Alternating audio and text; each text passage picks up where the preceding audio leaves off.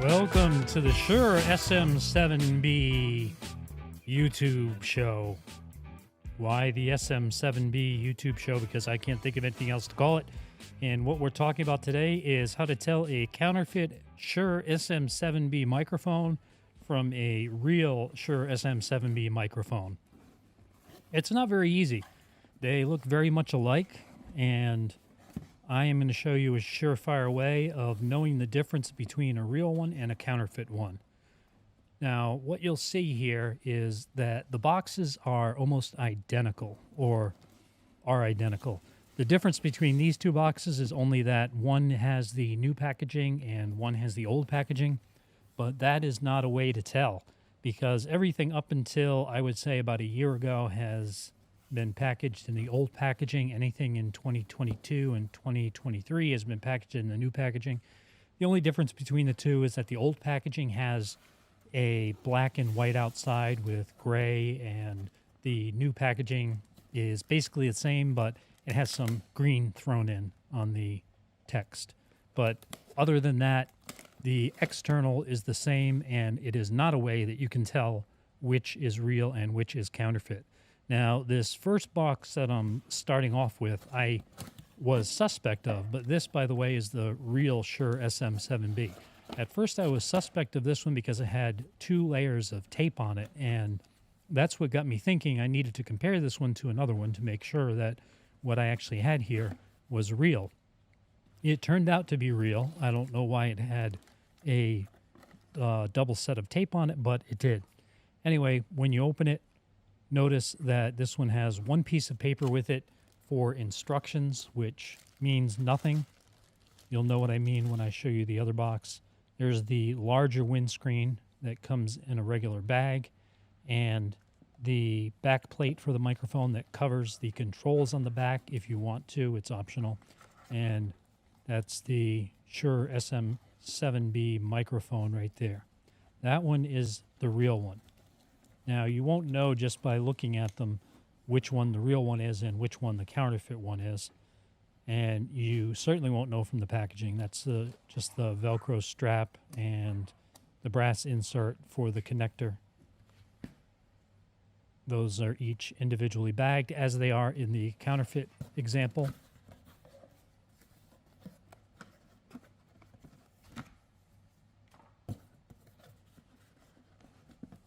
Now, when we open the other box, you'll see it's single taped, which actually looks less suspicious, but this is indeed the counterfeit. So this is in the older packaging. It's kind of in like a dinner plate to go little container if you were to take food out or something. I don't know. But I guess it's just because it's recyclable. This is the counterfeit Shure SM7B microphone, which, as I said, looks identical to the genuine one. And here's the windscreen. It comes in the same place in the box. Everything in the packaging is identical.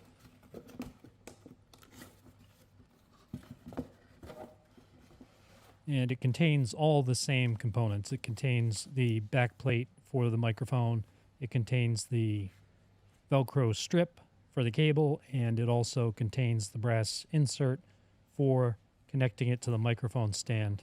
This one actually included a lot more paperwork, which surprised me because it looked a whole lot more official in terms of packaging.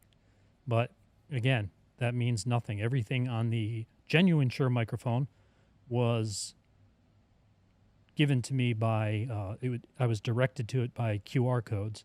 You can see next to each other, there is nothing really visible on either of them that would say it's a fake. They look identical. The printing around the ring in the middle is identical.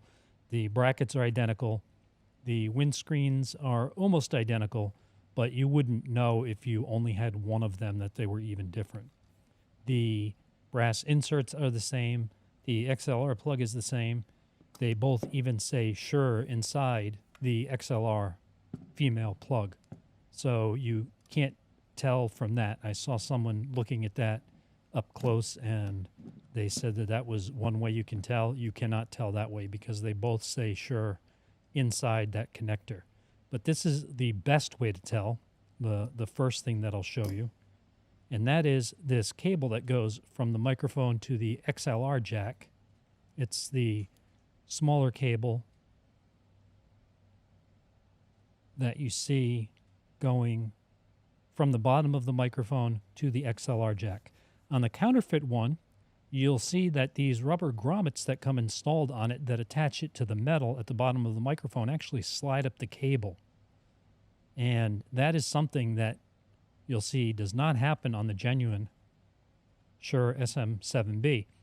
And this happens on both ends. In fact, when I took it out of the box, these grommets were already quite a ways away from where they belonged.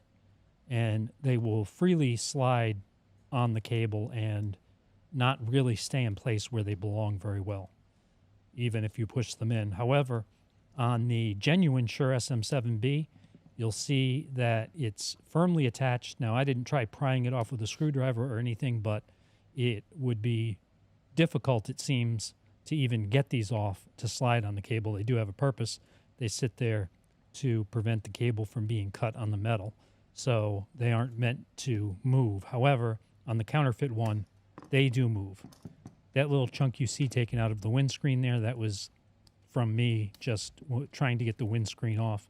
One of the differences between the two that I noticed was that the windscreen was a lot tighter on the counterfeit one than it was on the real one. You'll see me struggling to put it back on later, whereas on the real one, it just pops off from that plastic ring on the bottom of the windscreen, and it pops off easily, and it pops back on easily. It clicks into place. Now, another thing you'll see is that capsule inside. That's actually the capsule that you're talking into, and it's picking up your voice. The one on the left is the genuine one, and that is where you should see the capsule, because they do that on purpose on the Shure SM7B. The reason is they're kind of forcing you to have good microphone technique by keeping your mouth further away from that capsule, because if you are closer to the capsule, it can cause problems with poor technique, with plosives, and some other unwanted sounds. The one on the right is not even attached, and even if it were attached to the inside of the microphone, it's just too high. It should be down where you see the one on the left. If it's not there, it's either broken or counterfeit. Almost certainly counterfeit, because they do that very specifically. Now, this back plate that you see that covers the controls on the back of the microphone, it's optional. You'll see that there are recessed areas of that are silver for the screws, the the recessed screws that go into the back of the microphone would sit in there, whereas the counterfeit one does not have those recessed areas. It's just all black with two holes drilled in it, where the genuine on the left has the recessed part of the screw actually machined in. That is a second way to be certain of a counterfeit, if it does not have those recessed areas. Now, you'll see on the other accessories, they're similar, possibly even the same quality. If you only had one of these microphones, you wouldn't know the difference. But one difference that I did notice, and I was kind of surprised by because I wouldn't have known this, the counterfeit items each come in a Ziploc bag, which I didn't expect. The genuine Shure SM7B items and accessories were either in open bags, like the pop filter windscreen, or they were in heat-sealed bags. But none of them were Ziploc bags on the genuine one, only on the counterfeit one, which the reason I say that surprised me is because I would think the Ziploc bags would be more expensive. But the Ziploc bags were on the counterfeit Shure microphone. And you'll see here that on the genuine microphone, it was heat sealed. And in the case of the pop filter, it was actually just open, not even sealed. So that is another telltale sign. If your accessories are in Ziploc bags, it's probably a counterfeit. The other accessory that comes with it is the Velcro strap.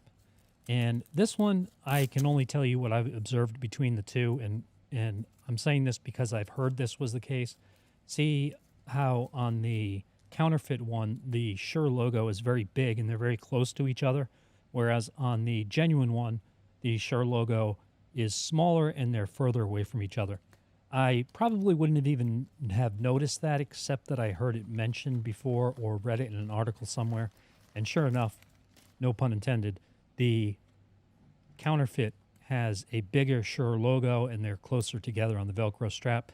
I wouldn't use that as the only way to determine whether or not it's genuine or counterfeit, but that is just one more item that you can take a look at.